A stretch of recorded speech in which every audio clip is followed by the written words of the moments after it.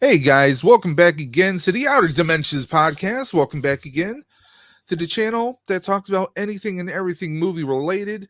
Welcome back to the Outer Dimensions podcast. Normally with Dave and Dre. Dre's out ill. He's out sick. He's not feeling that well today. Dre got fired.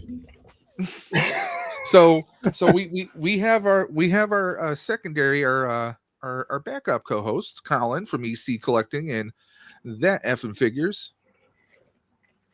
What's going on, everybody? Effing Figures _ podcast. So we're going to be talking this week. We're talking video game movies. Okay. Now, when you think of video game movies, most of you are probably going to think, oh, Super Mario, but you're probably thinking Chris Pratt, or you're probably thinking the more recent Resident Evil offerings on Netflix or something like that. We're going back a little bit further, guys. Tonight we are talking about well, some of these movies started out in the 90s, so might be before some of you were born. Colin, I know we're old. We're old as sin. It's not even funny. So let's go ahead and pull up the cheat sheet, which was procured and created by Dre of the Collector Safe Space, and we're hoping if Dre is watching this that he gets better soon. So here we are. We have video games turned movies, round 1, Outer Dimensions podcast. Now, as you can see, we have some movies like Street Fighter, Doom. We're not doing Doom today. That'll be on a future episode. But let's go ahead and start off with the first movie. Honestly, I think this should have been the last movie. Just my personal opinion, because we're going to save the best for last. This is a guilty pleasure. A lot of people were not too crazy about this movie. Some people weren't crazy about this movie. The people making this movie were not crazy about this movie. It is a little known secret that John Leguizamo and Bob Hoskins were drinking their asses all the way through this movie because there were rewrites. There was all this stuff going on behind the scenes. Let's take a look. This premiered in May 28th of 1993, produced by Rolando, not that Rolando, produced by Rolando Jaffe and Jake Eberts, written by Ed Solomon, Terry Runte, and Parker Bennett. Now, this starred Bob Hoskins, John Leguizamo, Samantha Mathis, got a little crush on her back then, and of course, Dennis Hopper as King Koopa. Well, he was President Koopa. He wasn't king there. Budget of $48 million, which, I mean, for 1993, that's kind of a big deal. Oh, yeah. Box office, it made $39 million. So it did not make its money back. However, not a big deal. It's become a cult favorite since then. I mean, as Dre included here, oh, we got Cat Attack. We got the cat in the house. Hey, Kat, how you doing today? Vader's girl, hope you're doing well. She's probably got a pile of puzzles right in front of her. Oh, I love puzzles.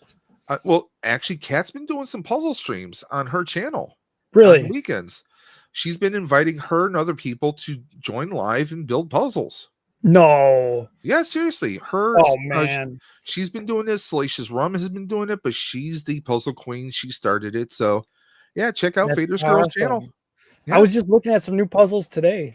She's been doing a lot of Star Wars puzzles, of course. I mean, it's in her name, Vader's Girl.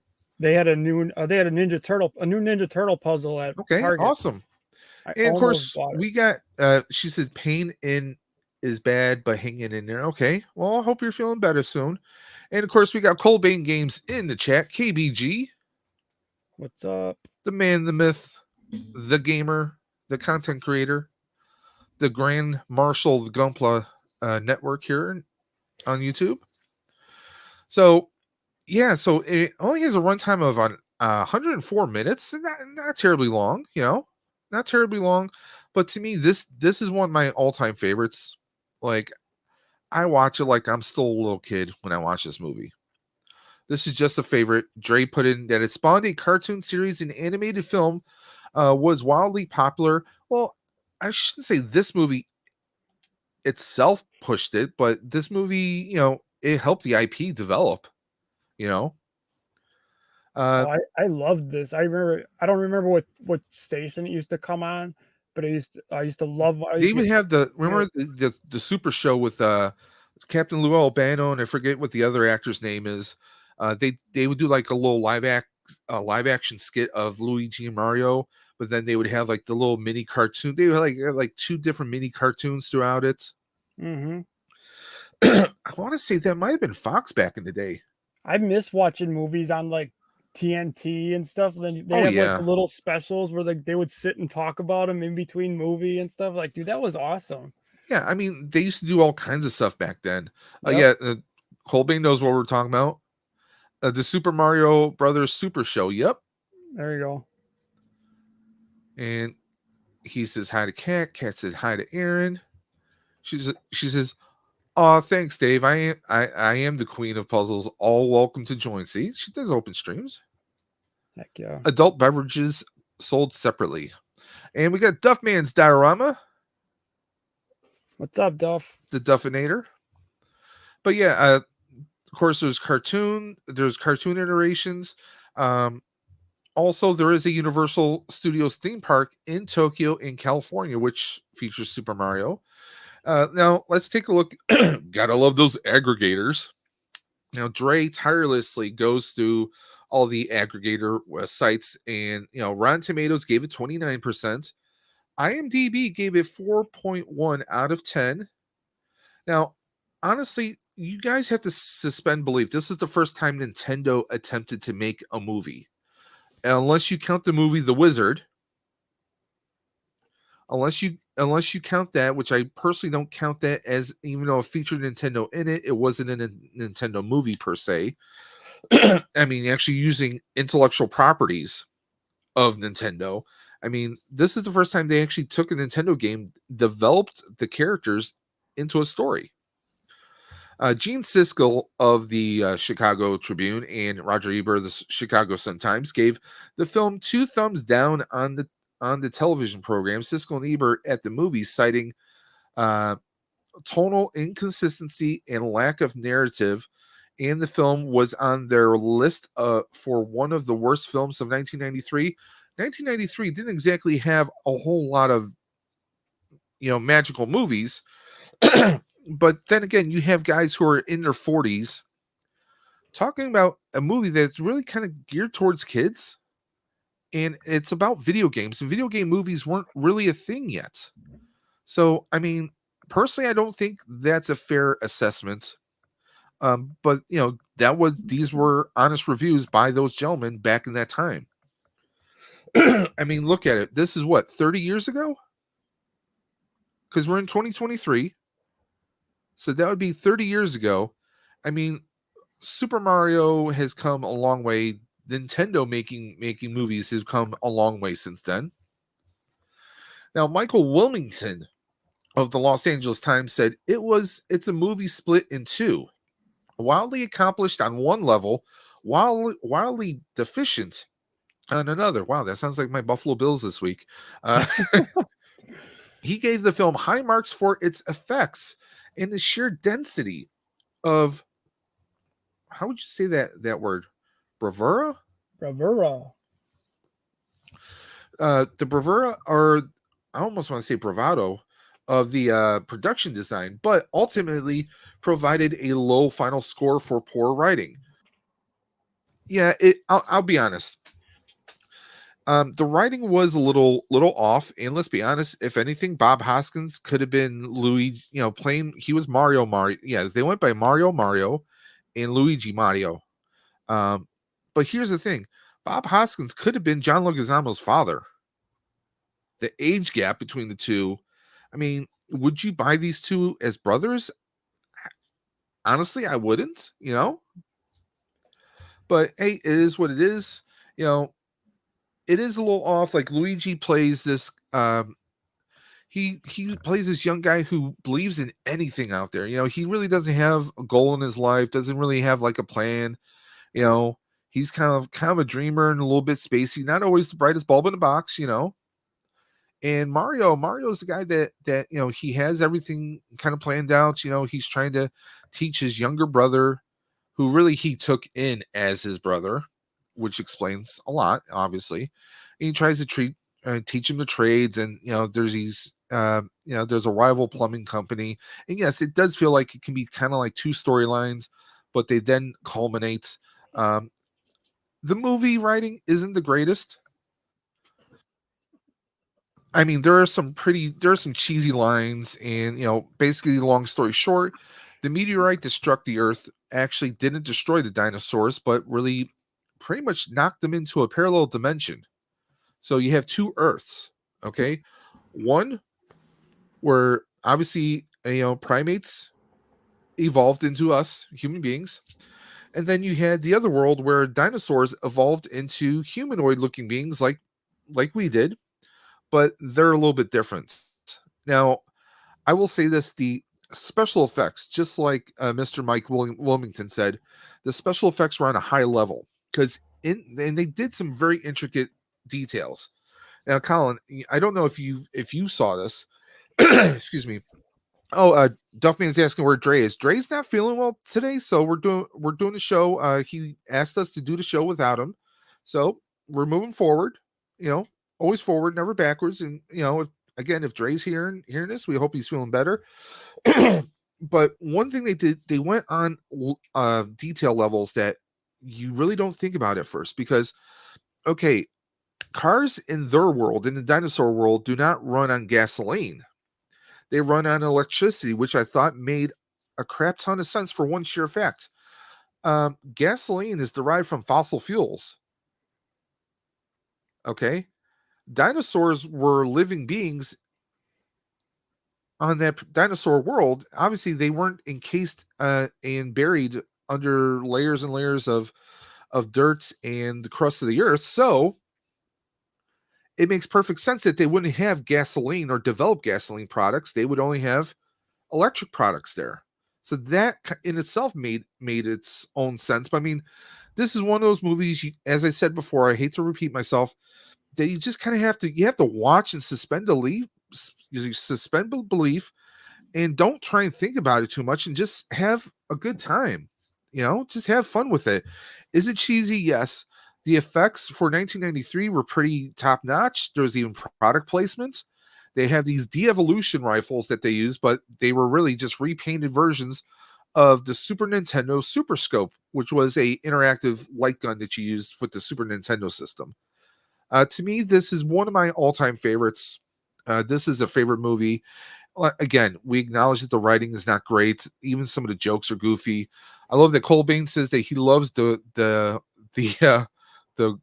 Koopa Troopers. Koopa Troopers right there. They were I mean, it's funny because they get devolved, so they're all big and burly, but then they have these small little heads, small brains. Fisher Stevens is in here. He always plays these weird kind of like funny kooky characters. I mean, it's just a fun movie. I mean, if you're someone that loves crazy movies that make no sense, like say Howard the Duck, this is definitely going to be up your alley. You're gonna have a fun time with this movie. Sure, if they would have spent more time on the script, it probably would have made more sense, because it does feel like kind of like two different things. There are questions left here, and personally, the ending, they kind of did a Back to the Future ending on this. What would you say, Colin? Yeah, I mean, this movie is no Scorsese film, but but I mean, honestly, I can't even tell you like why I like this movie so much, but it was a big part of my growing up, and it's nostalgia, man. I mean, Yeah, dude. Like, it was the first time we had a video game adapted into a movie. and at that John, time, like, just being yeah. Mario and Luigi, I think was just like, oh, dude, anything. It's just cool, dude. Oh yeah, we got to see Oh Yoshi, yeah, Yoshi. Yep. and I mean, it's just one of those things that are just. It's just a fun movie. Like I don't know if you guys noticed, they're wearing kind of like red and metal boots. That's how they're able to do like super jumps and Yep. kind of flying around almost. I mean, hell, I wish I had those right now. You know. Plus, they look like they would hurt if you got kicked in a certain region. If you know what I'm saying.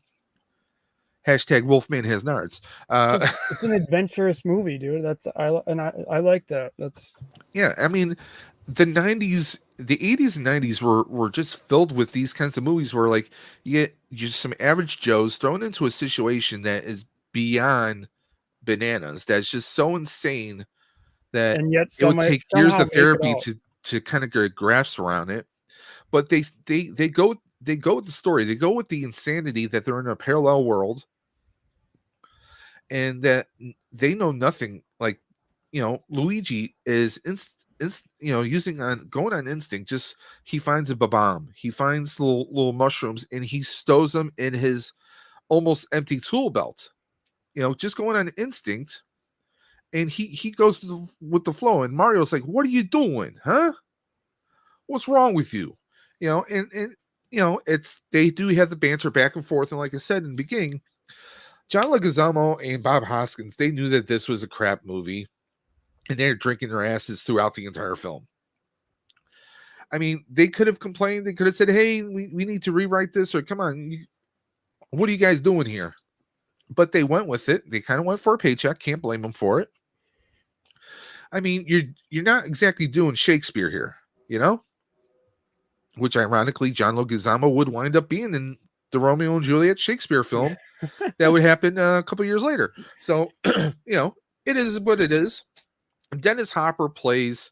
I mean, Dennis Hopper can play any character. He can play serious. He can play comical, and he kind of he's almost. I almost want to say like he's 10% Jack Nicholson Joker Oh, in this. oh yeah. Like he pretends to be a lawyer helping out the Marios, and they're like, "Oh well, we need to talk to this Cooper Joker," and he's like, "Oh, you don't want to talk to this to Koopa. He's one son of a something like a sinister snake or something like that." Then they find out that he's really Koopa, and they're like, "Wait a minute, you just said he's yeah, I said was I lying? No." It's just a fun video game movie.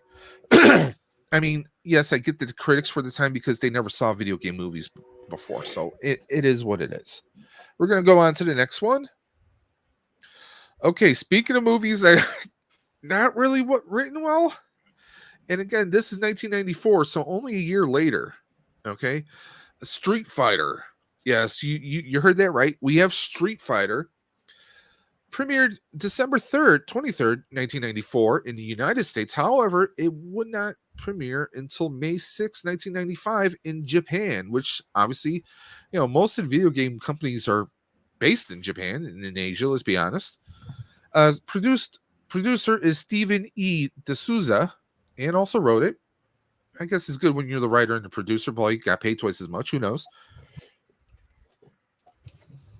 I don't know if I was late. Dre says, I don't know if it was something I ate. The cold my wife has trying to take hold. Oh, well, again, hope you're feeling better. Take your time, do it right. Get some soup. Some hot tea or something. So we now this is star-studded. Well, somewhat star-studded.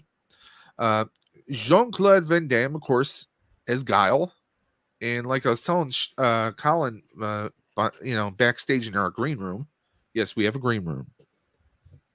It's not green, but we think it's green. It's green. We get like Jean-Claude Van Damme. They're not the UN; they're the AN, Allied Nations. Yeah, it's what they go with. And obviously he's using his accent, but he's like rocking the big old GI Joe style American flag tattoo on his arm, which I think is hilarious, even though he's, obviously he's not from the US, but it is what it is. We have Raul Julia, Gomez Adams himself, playing the villain M. Bison, and he plays him so well, and this was Raul Julia's final film. He died, I'm trying to remember the exact time and when he died. It was a short while after, because if you watch the entire movie to its entirety, there is a Vios con Dios to Raul, a goodbye to Raul Julia. He's played a villain in so many movies, but most people will always recognize him as Gomez Adams in Adam's Family and Adam's Family Values, starring opposite Angelica Houston, Christopher Lloyd, and so many others, Christina Ricci. That's where most people know him. I know him from other stuff. He's appeared in so many films and TV shows over the years. One that always sticks out in my mind is actually a Richard Dreyfuss movie called Moon Over Parador. Like, he was like this general who gets an actor to put makeup on and pretend to be their president who passed away, so he can kind of like control the nation and all this other stuff. But he had, obviously you could tell Raul Julia had friggin' fun making this film. When you see that the characters are when you can tell the actors are having fun playing these characters, that's just the kind of experience that I would imagine a director, any filmmakers would love to have. Was this one of the best movies ever? No, not quite so much. The plot is kind of like thrown together very fast, but hey, let's be honest, this is friggin' Street Fighter. Okay. You're not going to see this movie for the storyline. You want to see the fights.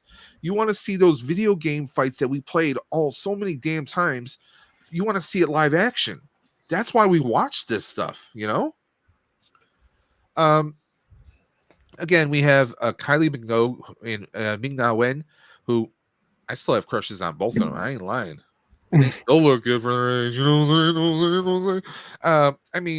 Hell, what? Kylie's got to be around 50 something right now, and Ming-Na Wen, she's got to be close to, I want to say close to, she's got to be near 60. Let me do a quick search here. I have to. Okay, Ming-Na Wen is 59 years old. Like I said, she's close to it, but she still looks good for her age, man. A little known fact: she got one of her earliest jobs in show business. She was like a production assistant for Mr. Rogers.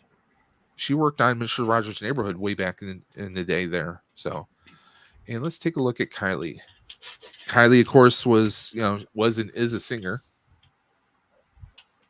She is 55. Yeah, he's still good for their ages. But we had Damien Chapa and Wes Studi, and there's a few other people in this film. Excuse me. Budget was 35 million. They made their money back. Oh yeah. They almost made it back 3 times, almost.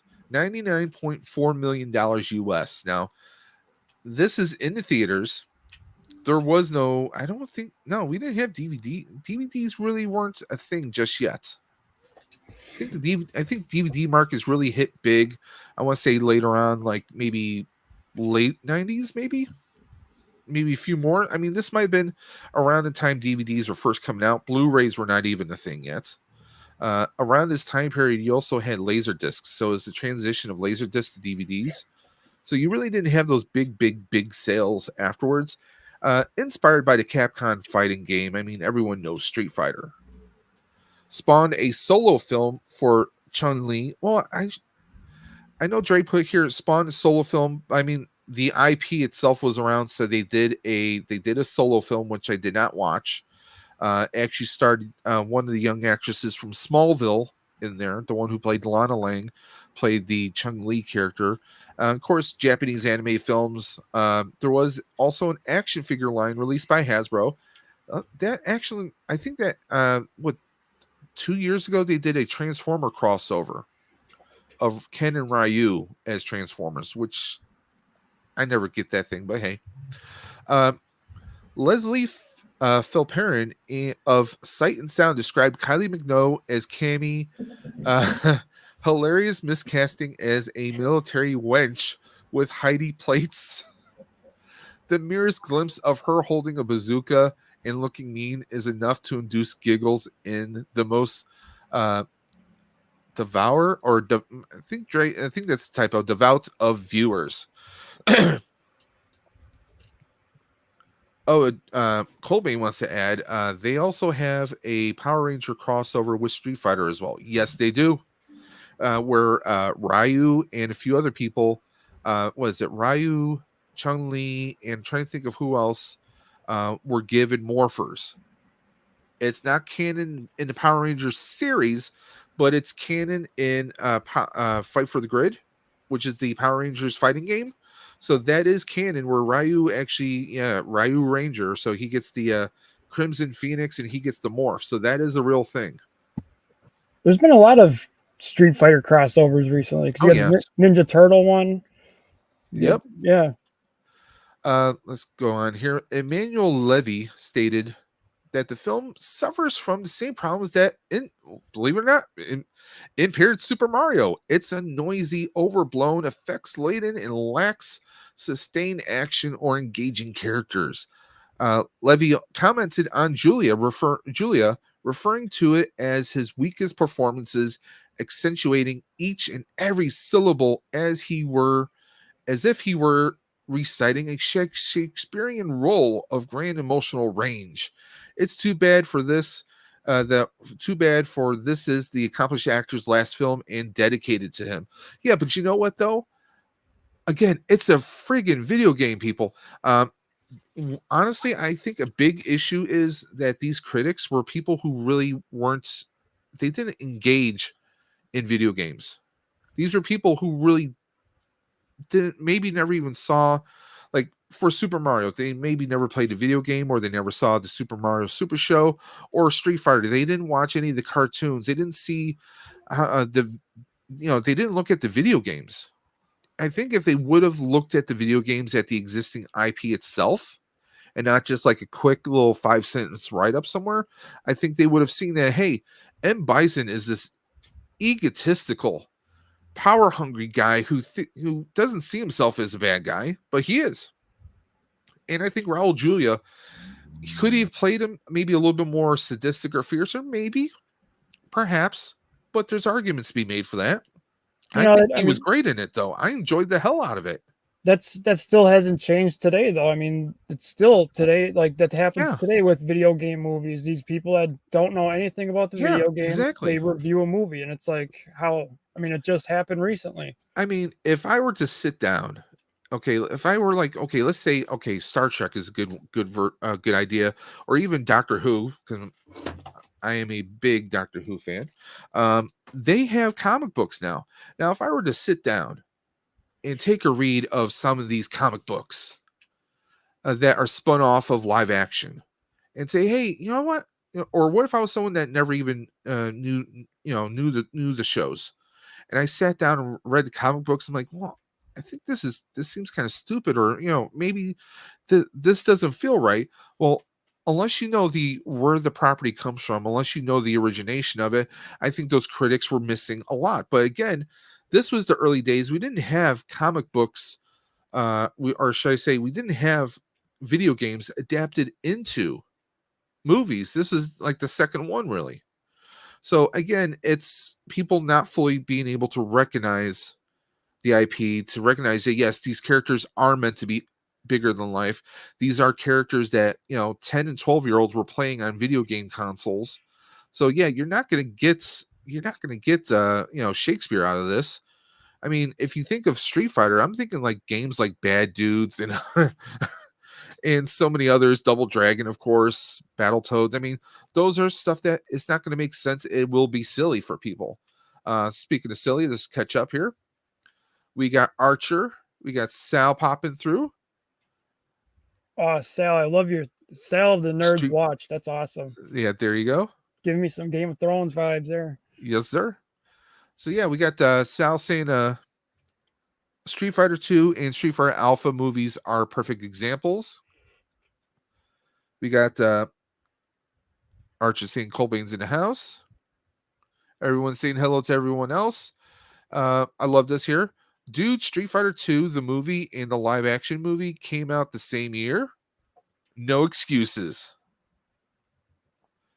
But yeah, I mean, to me, it's another fun movie. I mean, it's like if you go watch a Chuck Norris movie, you're not expecting Shakespeare. You're not expecting, Crouching Tiger, Hidden Dragon. You're there to watch the fights. You're here to see the explosions. All hell is about to break damn loose, and that's why we get into it. Every single one of you guys in the chat right now have played these games.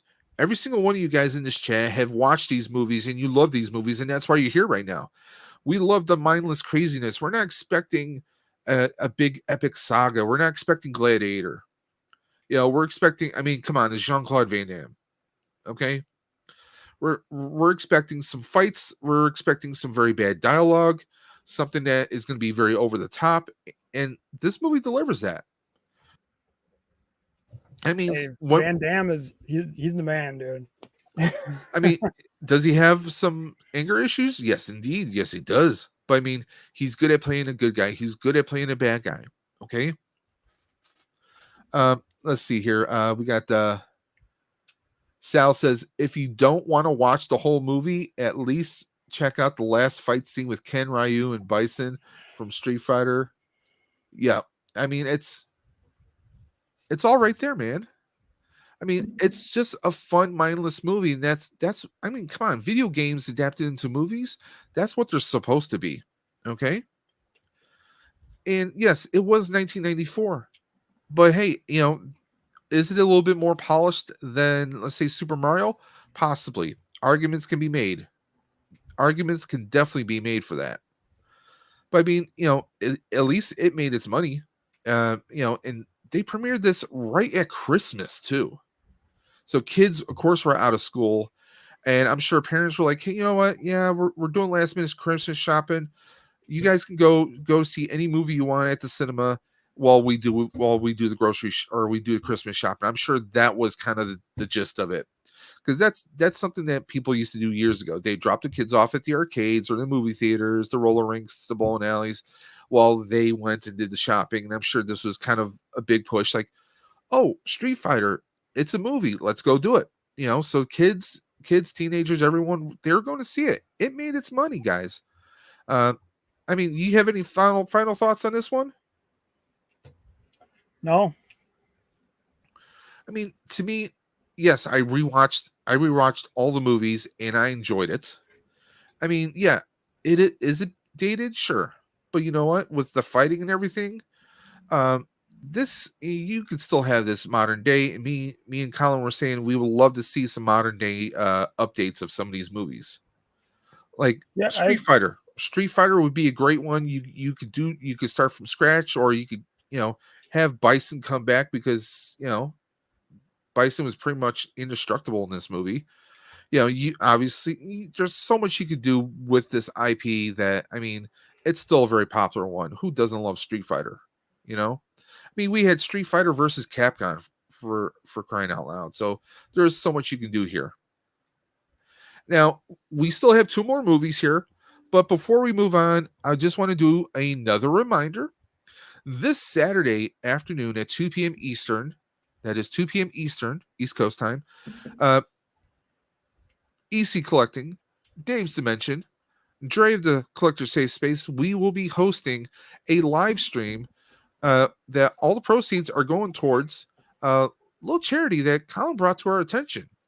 It is we are calling it the School Lunch Fundraiser. And you have now, Colin, when is our deadline? Is that going to be midnight Friday? That's what I or do we want to do it like? Do we want to do a cutoff? Is like they have to donate by 2 p.m. or something like that? Saturday. What do you say? We can give them into Saturday. Okay, so we're going to give everyone until 2 p.m. Saturday, that at 2 p.m. Eastern Saturday, that is the start time, okay? What you have to do, the directions are right here on the screen.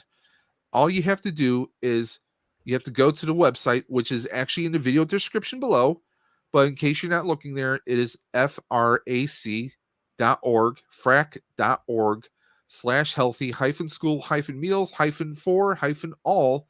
You just have to go there, donate $10, take a screenshot of that donation, and message it to either Colin, Dre, or I on Instagram. And our Instagrams are listed right there in the video description below, but also on the screen. You just have to send us a screenshot of that donation, your real name, and your Instagram screen name. Send it to us, and you're going to be entered in.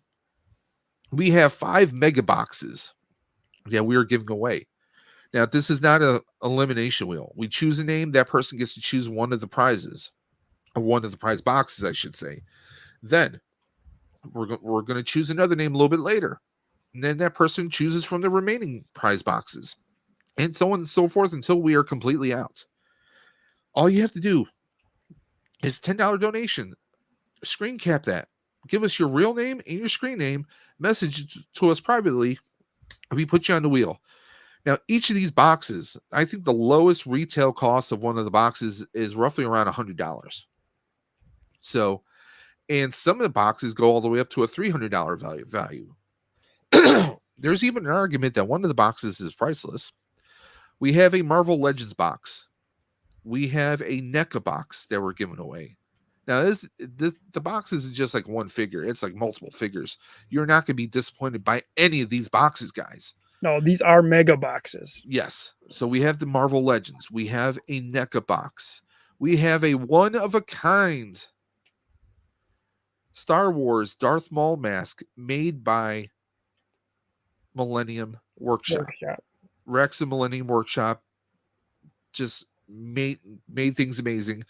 We also have a box that is filled with Mythic Legion figures. There are, I believe, 5 Mythic Legion figures, along with some additional accessories in that box alone. I'm jealous because somebody is going to win that amazing box. You know, Mythic Legends usually go for about about $50 a piece, anyways. Yeah. So, oh yeah. I mean, varies, but yeah. I mean that alone, and then guys, there's a friggin' hot toy in the mix. We had someone who took their hard-earned money and time and ordered a hot toy. Not just any hot toy, but Luke Skywalker as featured in The Mandalorian.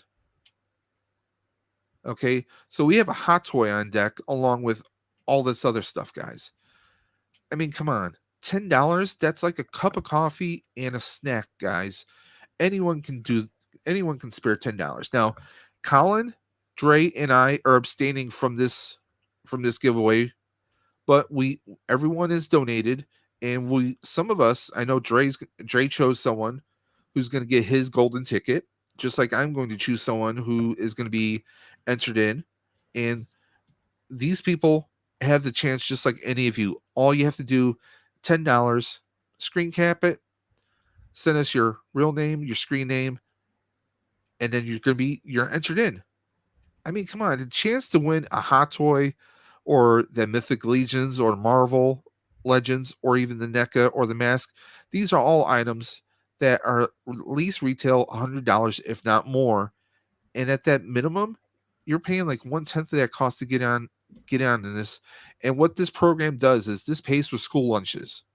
This makes sure that that all their students are getting lunches. They're getting healthy lunches. They're getting lunches that will fill them up and get them through the day. I mean, school lunches, I mean, if you're a parent yourself, you have a niece or nephew, a neighbor's kid, this isn't just for one state. This is going nationwide. So you're gonna be making a world of difference. Those who've already donated have already made a world of difference. Okay? So please join us. And one other stipulation is you have to be present during the stream in the chat. Now, we understand that people have lives. Maybe they're working, family events, things along that nature. All you have to do is just let us know that you will not be present in the chat, and we will make some attempts to reach you during the stream. Now, after an allotted amount of time, if you are not reached, we will move on to the next person. We've already spoken to a few people who are not directly available, and they have that understanding that, after a prolonged period of time, we try and message them. If we can't reach them, we will move on to the next person. Okay. But guys, please consider making a $10 donation. It's going to make a world of difference to these kids. Please consider doing that. And again, all this information can be found in the video description below, in the stream description as well. So guys, please check us out then. And let's, Colin, do you have any other words about this amazing charity that you brought forth? Not at the. I'm just gonna say that at the moment, your chances are pretty good at winning. So, I would definitely not pass this up.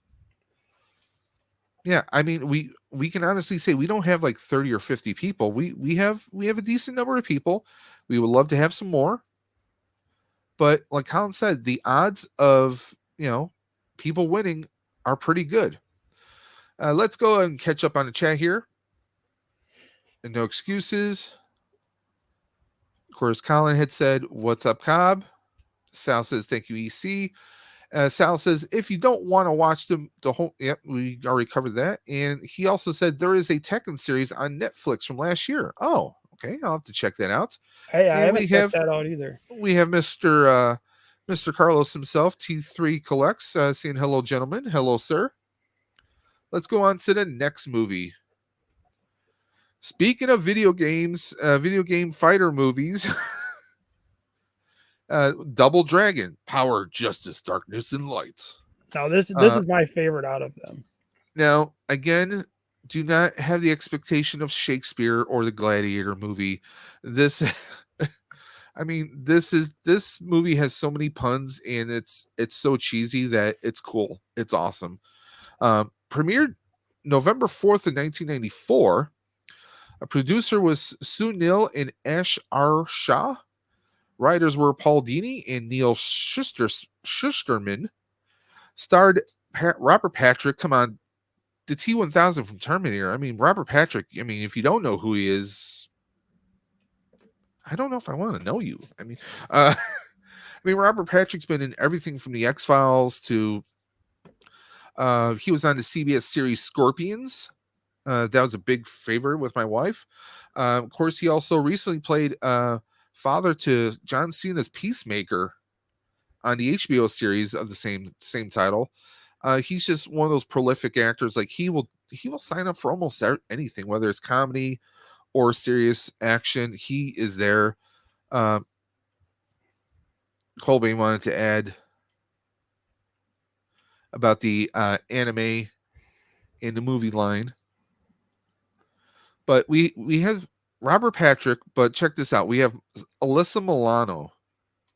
This is like short. I mean, this is 90s, so this is like a handful of years after Who's the Boss. I think she might have done the Poison Ivy movie, the sequel to it that she did. I mean, this is like her. She was getting away from the kiddie stuff, but she still did this one for a paycheck, obviously. We have Scott Wolf. Anyone who knows Scott Wolf, you know him most likely from Party of Five, the Fox series from way back in the 90s. And of course, Mark Dacascos. Anyone who knows martial arts movies, action movies, you know Mark Dacascos. I know I was introduced to him from Only the Strong, which was a big favorite of mine, and I'm hoping we're going to cover that in a future episode. But he has been in so many different things recently. I mean, he was in was it the third John Wick? He was the fanboy hitman who was a big fan of John Wick and felt it was an honor to face him and everything. He was also in. He's been doing a lot of different action movies lately. I mean, he's just all over the place. I mean, he even did starred in a live. It was live action, but limited run series and syndication of The Crow, Stairway to Heaven, which if you ever come across it online, it's definitely an interesting watch. It's a fun watch. Honestly, this guy does everything, but what's really freaky is he looks so damn young in this movie compared to anything else that he's done, of course. I mean, it's 1994. That was what, 29 years ago? So do the math, guys.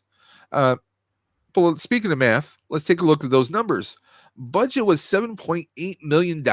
It only made 4.2, so it fell a little short. Okay. Runtime 95 minutes, so just over an hour and a half. Speaking of hour and a half, let's take a look at the little chat right here. I just donated, but I should have a screenshot earlier. I just took of the thank you part. Okay. Cobweb Collector. Thank you, sir.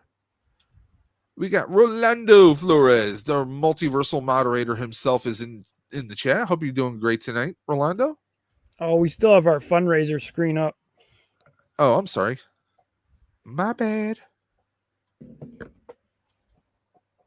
There we go. There's our double dragon. There you go. You get the double dragon poster with all the information there. I'm sorry. Dude, I love this movie, man. I don't care. See, Carlos knows.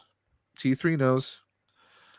He has it on DVD, the Stairway to Heaven series, which was a real fun series, and I really wish they would have, expanded it, but that's another discussion for another time.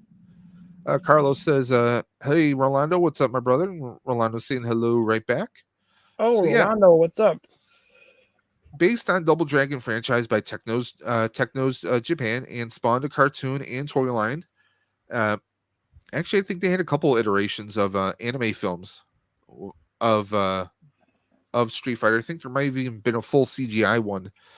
Very bad CGI, but I think there was one. Now let's take a look here. IMDb, those lovely aggregators. IMDb did 3.9 and Rotten Tomatoes did 12%. In 2009, Time listed the film on their top list of top 10 worst video game movies. It's believable. I mean, if you consider feature films, when it comes to feature films, because there's been other movies that were made into video games that might be, it all depends on what you like. So, I mean, again, this is Time is in Time Life. It is Time Magazine's opinion of worst games. I mean, again, these are people who probably really didn't play video games. So keep that in mind. Stephen Holden called it a movie of frantic action and clever special effects with jumpy nonstop energy that overrides the script's incongruities and the amateurish performances. Yeah, Scott Wolf doesn't exactly exude the aura of a fighter, let's be honest. They kind of threw him in there to be the eye candy, let's be honest. Like even Mark Dacascos, like the long hair, like the moppy hair that he's rocking in that, that wasn't his. I mean, they were going for the pretty boy aesthetic here, and they were trying to get the young men into the movie because one, it's Double Dragon, and two, they had Alyssa Milano, and they had Alyssa Milano. And should I say one more time? They had Alyssa Milano. But I mean, whoa! Nice shooting text. Double Dragon's clever use of special effects cannot mask the film's overly simplistic storyline and cheesy dialogue, making it one of the lowest rated video game adaptations of all time. Yes, there are tons, and I do mean tons, of cheesy puns. I mean, there's a fight where like the female bad guy Lash is, she's trying to fight Alyssa Milano. She makes the little quip, "Oh, who's the boss now?" I mean, we get these little clips throughout the entire movie. Like the Bobo gets turned into this big, like over steroided hormonal bag of muscle, and he can barely move at times, and he's supposed to be comic relief, but he's more like comic desperation. It's just some of the stuff is a bit cheesy, but guess what? It was 1994. I mean, take a look. This movie was made for $7.8 million, whereas Street Fighter hit $35 million. Even Super Mario, $48 million. So when you compare those double-digit budgets to this single-digit budget, it is what it is, guys. Is it still a fun watch? Yes, it's a fun, mindless watch. It's set in a slightly, slightly near future. I think RoboCop, but cheesy. It's you have LA has had a series of quakes, and there's these ongoing commercials and gags that you need these massive jacks to keep your roof, your ceiling, keep everything stable in the homes. the water, the bay in LA is like all the water is toxic, and people are driving around in these like fusion powered vehicles because you're throwing trash into this receptacle that helps fusion power the vehicles. I mean, there's a lot of weird craziness and kookiness, and for the amount of money that they had, they made a fun film. For what the budget was, I think they did a very good job. Was it a very good movie? Again, the storyline was kind of haphazard. I would have loved to have seen a little bit more background on Robert Patrick's character of Shuko. I mean, there's so much that they kind of missed on this. We got Rex. Rex is in the chat. What's up? For the record, I loved Double Dragon, and no one better say anything bad about the movie. Oh no! Hey, yeah, this movie's awesome, dude. I told Colin I still have the soundtrack. I just watched this like a couple days ago. I'm gonna watch this tonight now. I love this movie. I mean, it's a fun, cheesy, goofy time. I mean, there's even a moment when they're fighting and the two of them get knocked back and they fall back onto an old arcade game, but the arcade game is Double Dragon. So, this movie doesn't, not for one moment, not for one single moment does this movie take itself serious.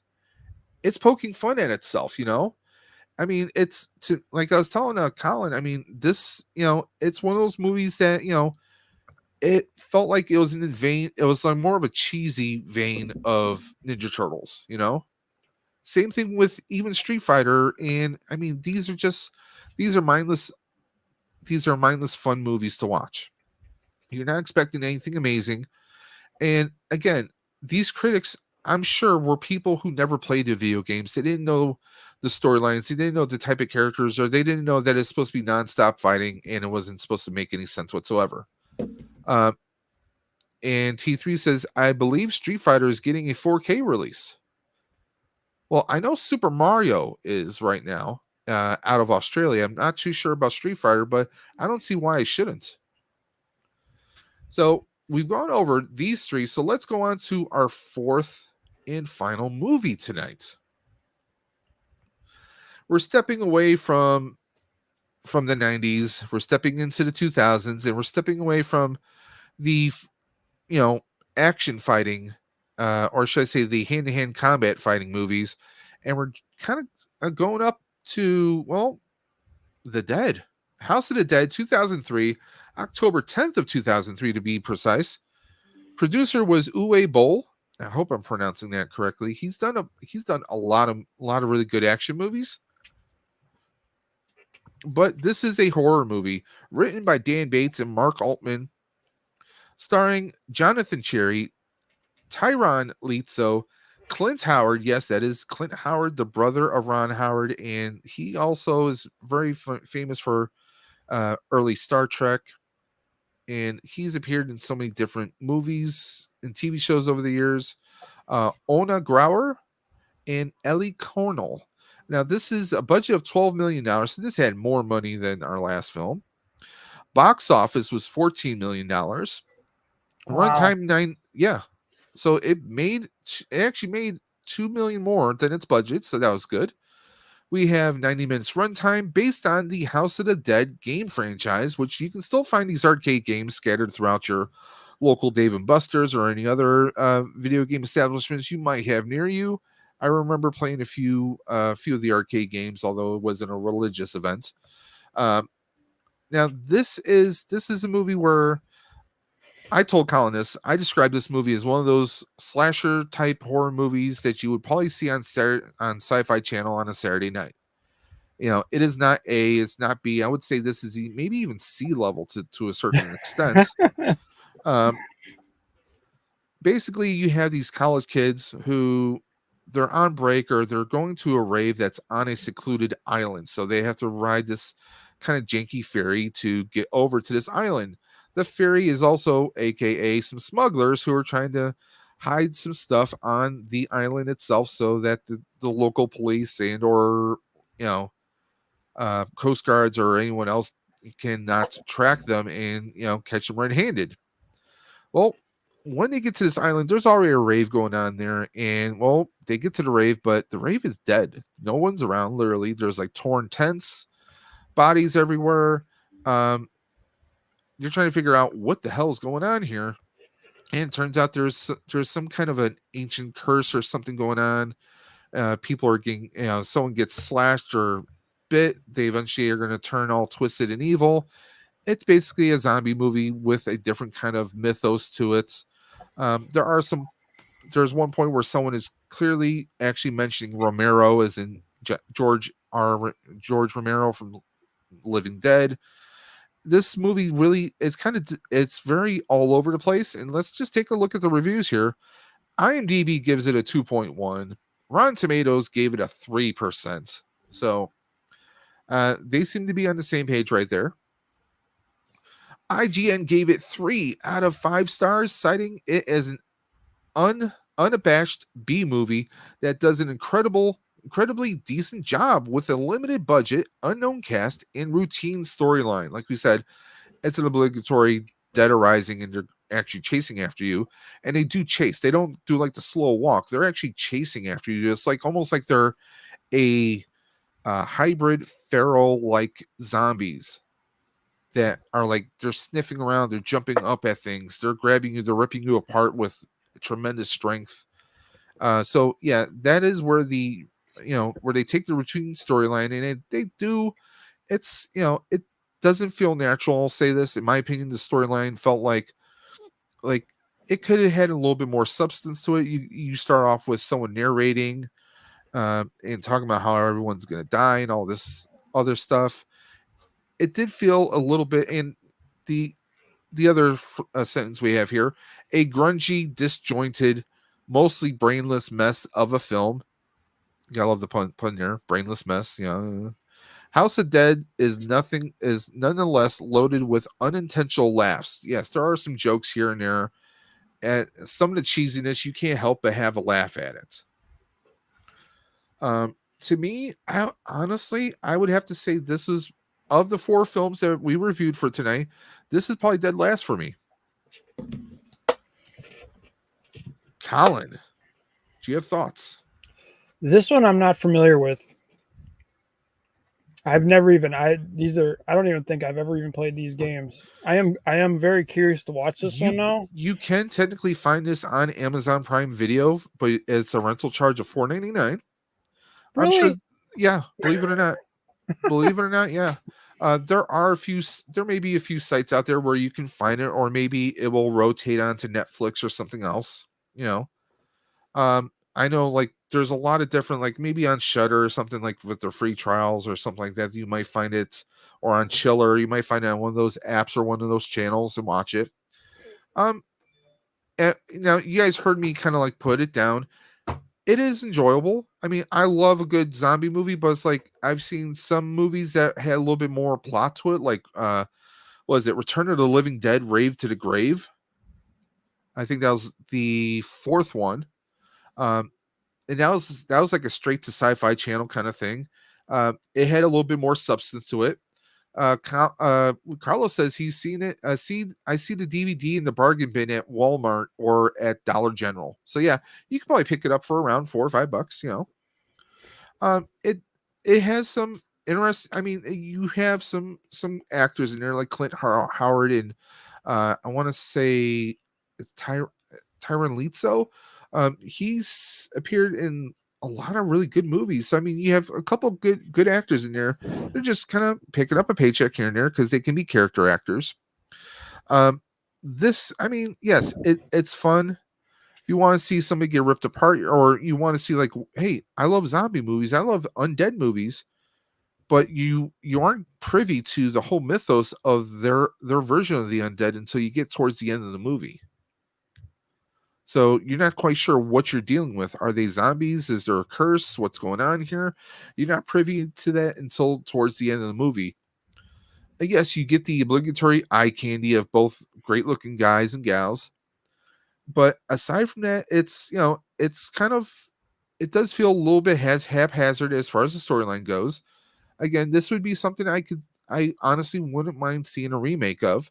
But again, Uwe Boll, who's the producer, if I'm correct, he does mostly action movies. So maybe this was kind of like maybe not the greatest script for him to direct.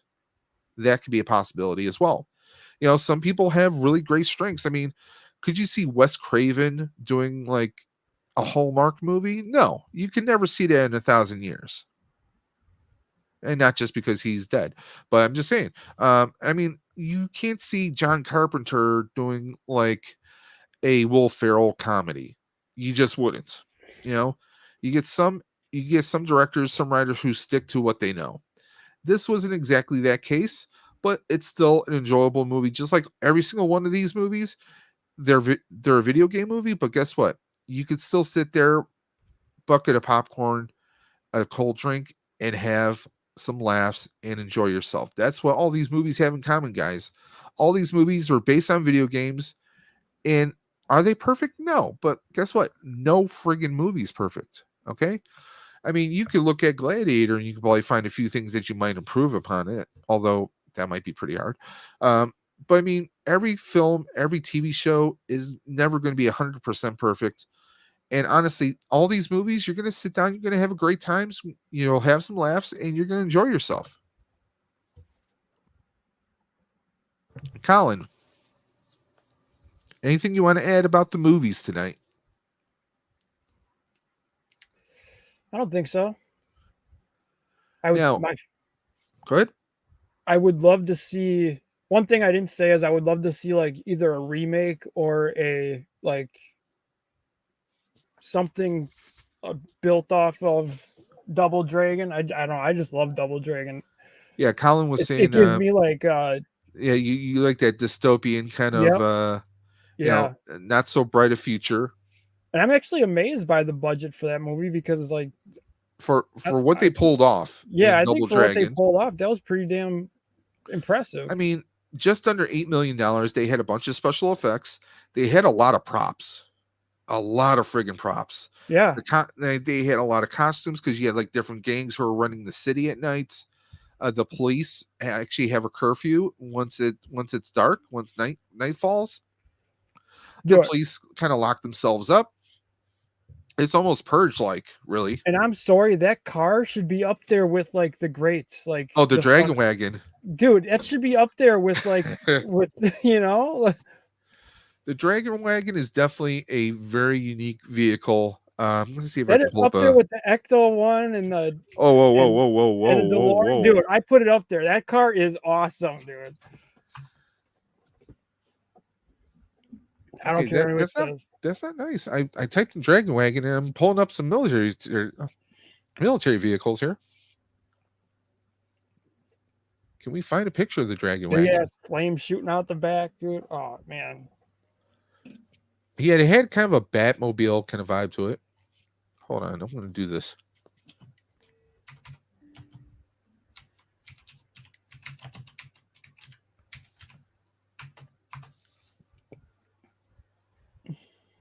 Here we go. So, since we covered these movies, I'm going to go ahead and pull that off. Okay, drag this over so you guys can get a nice little view. So here we go. I'm going to pull that back up. Share screen. And there you go. This is what Colin is obsessing over. See if I can get this to load. Nope. So this is the Dragon Wagon. Dude, there's got to be like a die-cast version of this out there. If not, I think Colin wants a model kit of a station wagon, and we're going to mod it up so it can look like that. Yeah. So, yeah, you get like the dragon flames and the dragon right here. You get this is what Colin's talking about. This little exhaust right here shoots out flames. Fucking 10-foot flame. You got like these milk canisters here that are painted silver, so they look like they're part of some kind of complex engine thing going on here. I love the computer thing that flips down from like the visor or whatever. Here's like the front view after being chased. You can see the flame coming out the sides. And of course, that's our version of the Dragon Wagon. And let's see if we can pull up the of course there was a toy which looked nothing like it, or more Batmobile like. let me see here. Let's see if we can find the actual one from the video game. It looked more like it was like a souped up kind of Trans Am kind of looking. Yeah. I love the movie one, dude. I think it's awesome. Yeah. Don't think I can find it. I'll have to look another time. But I mean, it's just one of those crazy. Yeah. Like here's a good picture of, yeah, the blonde, short little thing. Like it was the 90s. It was a whole thing. Thank God we don't do that stuff anymore. Like everyone was wearing cross colors.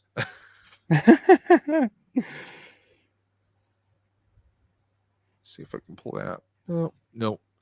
So I mean, yeah, these are just some really fun movies, guys. So Millennium says, I've never seen this one.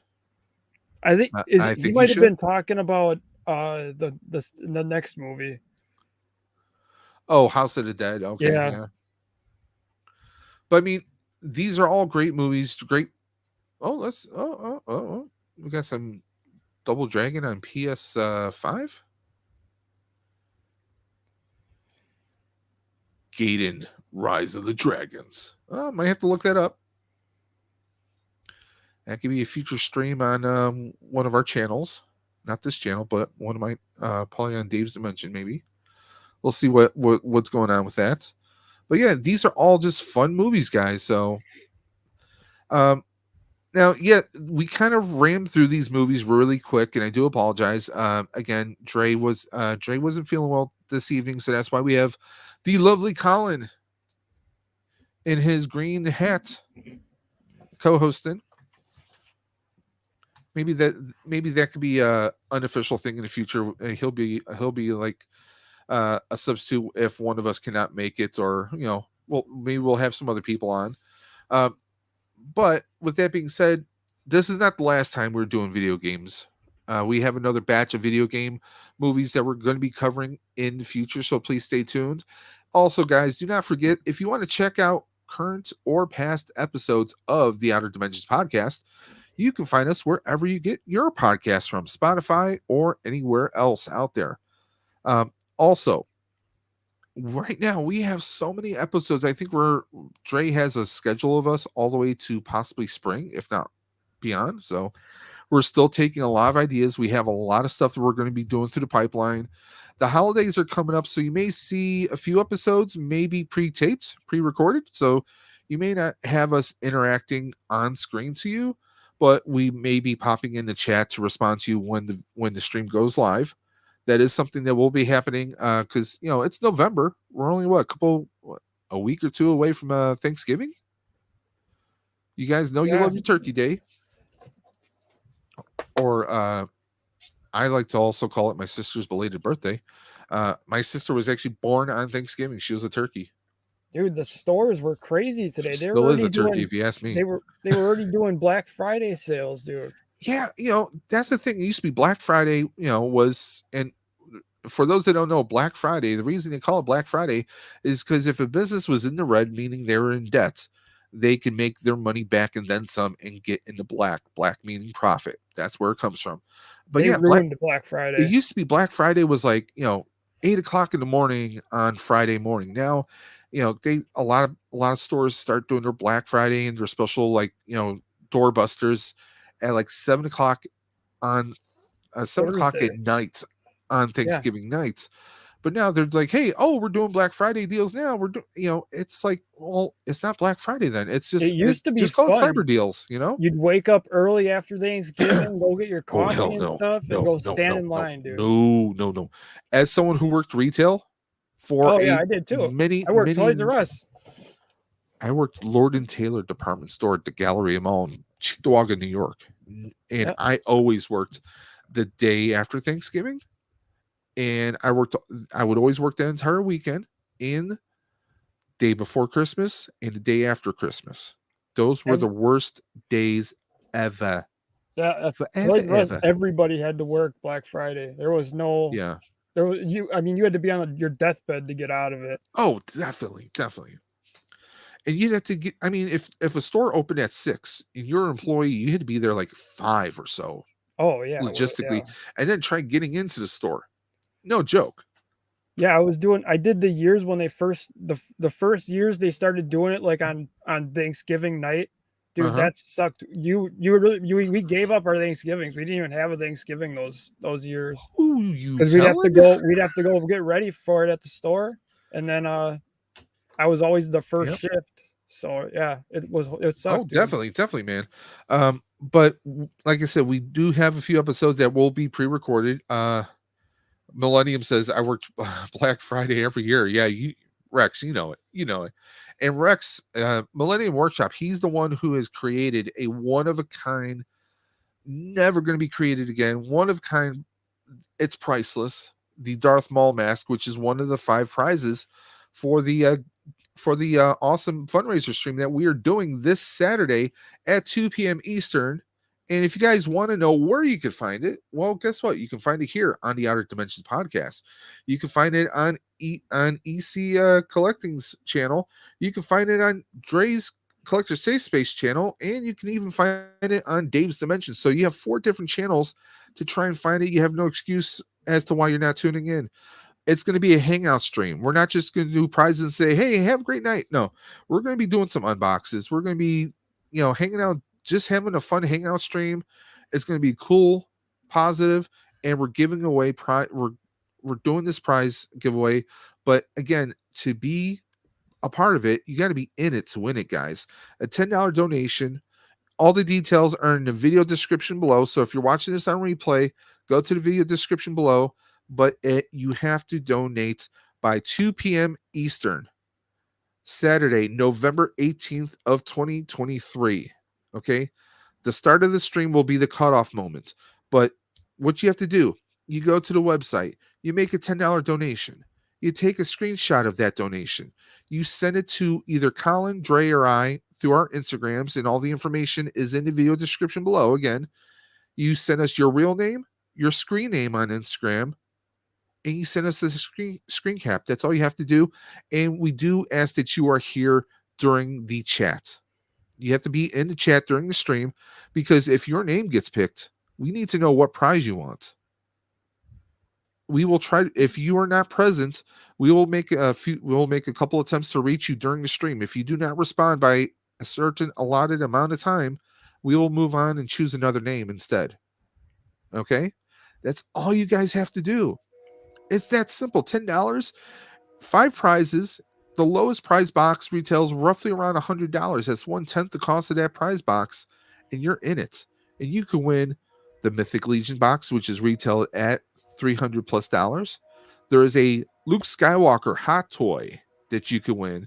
Luke Skywalker, as featured in Mandalorian. We have a Marvel Legends box. We have a NECA box. Guys, even if it's something that maybe you don't necessarily collect, you're going to know someone who does. You can do trades. Maybe if you wish to, sell it yourself to someone, break into different deals, or maybe just give it as an awesome gift to someone that you know. It's up to you guys. But it's a no-brainer. $10 is like the cup of coffee and a snack, guys. So please join us this Saturday at 2 p.m. Eastern on any of our channels. Colin, what do you have featuring on your channel this week? You have anything coming up? I just have reviews. I don't have I might drop a toy hunt on a review of what? Friday. That's a secret, dude. I mean, is it NECA? Is it Hot Toy? Is it yeah? I'm still doing all my NECA horror reviews. Okay. So I still got some of those coming up. You don't have to tell us exactly what it is, but you can sprinkle a little bit of cheddar for us. I got a surprise unboxing. Hopefully, I'll be doing Friday when it gets here.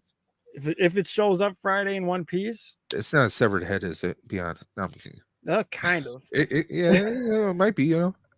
I mean, that's a badass. You do collect a lot of horror there, so yeah, why not? I'll be jumping on right away to do that one. Millennium says whoever wins the mask. It's a badass mask. It is a Darth Maul mask that he created as a special one-off.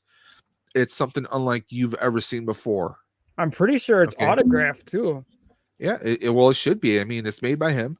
And if you guys know, Rex, he makes the craziest things. I mean, once my situation of finances gets resolved, there is something I may want him to possibly make in the future.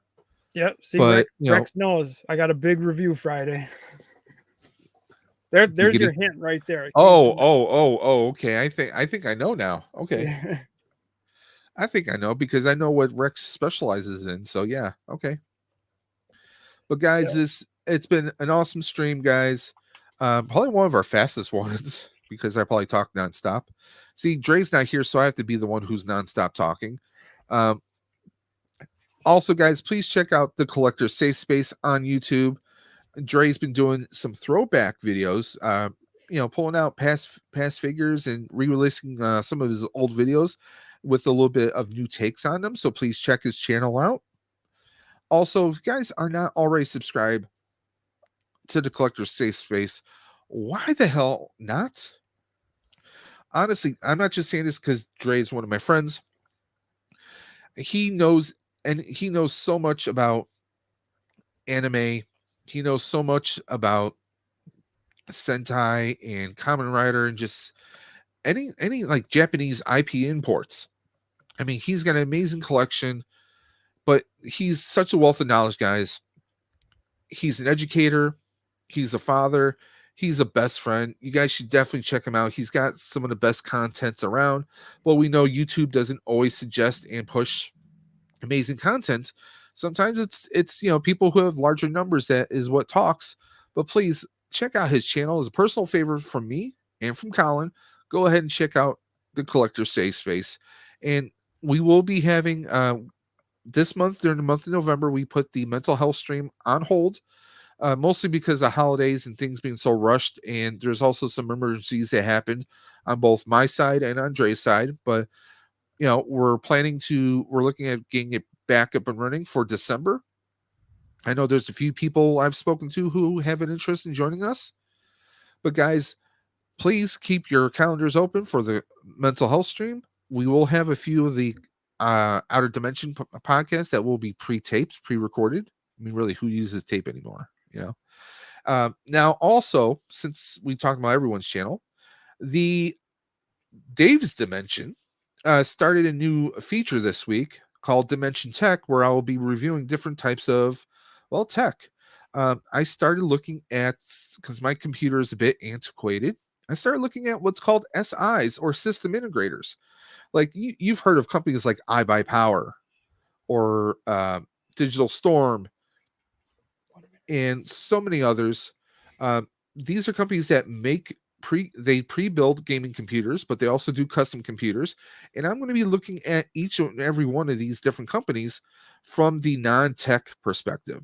There's plenty of YouTubers out there who review these companies, but they're always talking tech specs. They're throwing all the megahertz at you. You might not know what the difference is between a DDR4 and a DDR5. You might not know, well, is this power supply good or not? Or hey, I'm looking at this computer. Should I buy this for my son? You might not know what's really the best and brightest. Someone might be trying to sell you a computer that's 3 years old. It happened to me once. So I'm doing this series. Stay tuned for that. But I'm also still doing unboxes. I still got a lot to unbox. I still have to unbox my Kino from NECA, believe it or not. So I mean, and don't worry, we have a lot to unbox. I have Power Rangers. I got tons of GI Joes I need to unbox. I'm considering these like 2005 Doctor Who figures. Oh, there you go. Some people think I might be crazy to unbox them, but some of these look pretty good. Who knows? I might hold off on those. Also, Dave's Dimension is rolling into game streams too, so please stay tuned. I'm actually I need to reconfigure some things on my system. My computer is I'm running on 10 to 12-year-old equipment, if that gives you guys any idea. And if things work out in the future, you may see a computer build featured on this channel as well. But also, we have some game streams coming through. I've been doing Ghostbuster Spirits Unleashed. I might do some other games as well. But I'm also streaming both on YouTube and on Twitch. So please check me out on either one. Just look me up as Dave's Dimension. Colin, any final words? Any thoughts on anything or everything? No, I think we covered it. Okay. Once again, I want to thank EC Collecting. And guys, please, if you're not following EC Collecting, or his other channel at FN Figures Podcast. That's FN Figures _ podcast. And of course, you can always find Colin on Instagram at ec.collecting on Instagram. So please check him out. And don't forget, this Saturday afternoon, 2 p.m. Eastern, we're going to have a blast. I know Saturdays are usually filled with a lot of live streams. I believe the Toy Duo or the Toy Team, as they call themselves, Vern from Oakhurst Studios, him and his gang, they've been doing 12 p.m. streams, so we won't conflict with them. I'm not sure of anyone else who really does in our toy community who's on in that time frame. So it should be just a fun hangout stream. I want everyone to come through the chat. We'll have some open links if anyone wants to come in and hang out. But we may have to do a rotation so we can have a steady flow and everyone gets a chance to come in. But guys, you have until 2 p.m. Eastern, November 18th. That's this Saturday, before 2 p.m. Eastern, to donate $10.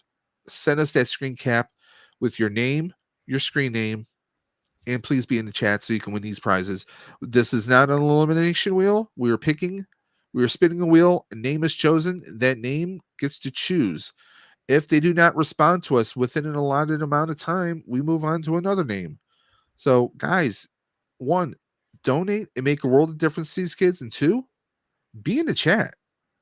It's the difference between you maybe missing out on a Star Wars hot toy, a Star Wars mask by Rex from Millennium Workshop, some Marvel Legends, a NECA box, or Mythic Legions. Yes, we said Mythic Legions. Yep. Any one of these boxes is a big come up. And you guys don't have to worry about shipping either. It's all within the United States, within North America. We are taking care of that shipping. But guys, please consider making a difference. We had set a goal of $500. We're not there yet, but we're hoping by the start of that stream that we will be, guys. It's only $10. If you want to donate more, you're completely open to doing so. Oh, and you can donate multiple times. Yep. You know? See, and Colin said that you can donate multiple times. So if you want multiple entries, that is a way to go about it. I mean, come on, don't you want that hot toy? Don't you want that mythic? I know I would do it if I was Don't you want those NECA? NECA. I mean, come on. And again, Colin, Dre, and I are abstaining from it. We are donating to the cause itself, but we are abstaining from the actual prizes themselves. Yeah. So, guys, that's for you guys. That's all we have to say. It's our way of saying thank you for donating to this cause. Where are we at right now, Colin? Do we know? I do not know. We're halfway. I think Dre knows. When I spoke to Dre, I think last night he had said that I think we were close to half. We were, I think, just past halfway. So, I mean, we still have a few more days, guys. Please keep this in your minds. I think there'll be a little jump on Friday. I'm hoping. Payday for some people. Yeah. So fingers crossed. I know of a few people that have said Friday. So. Yep. So Friday we just need to start messaging a bunch of people, like, hey, buddy, hey, come on, it's right there, buddy. Thought you're gonna donate. Come on, hey. I'm just gonna post to Instagram every 10 minutes. You know it. Spam Instagram. So guys, until next time, this is Dave from Dave's Dimension. This is Colin of EC Collecting, and of course, Dre is here in spirit. Dre of the Collector's Safe Space. We just want to say, watch your head out the portal, and we'll catch you on the flip side. Take care, guys. Later, guys.